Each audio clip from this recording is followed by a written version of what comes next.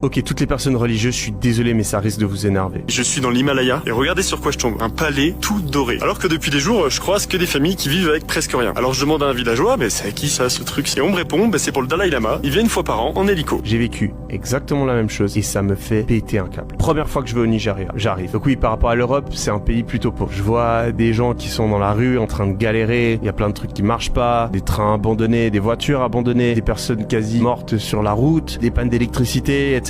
Donc je suis avec mon père et mon frère et le reste de ma famille et on arrive dans un énorme bâtiment. Magnifique, ultra moderne. On rentre à l'intérieur. Il y a des mecs avec des caméras comme ça qui font des travelling, retranscriptions en direct sur un écran plat. Et on est genre en 2016, hein. Lustre dans tous les sens, etc. Et bien sûr, on est dans une église. Et c'est de loin le bâtiment le plus stylé de la ville. Plus stylé que le centre commercial, plus stylé que les baraques de riches autour, plus stylé que les bâtiments du gouvernement. C'est le bâtiment le plus luxueux de loin. À l'intérieur, plusieurs centaines de personnes. On va du coup dans le bureau du pasteur qui nous reçoit et il a le bureau le plus gros que j'ai vu de ma vie. Genre 4 fois ça. Il a des stylos en or. C'est un petit homme un petit peu comme ça. Et bien sûr, tout le monde lui serre la main, ça se baisse comme ça, etc.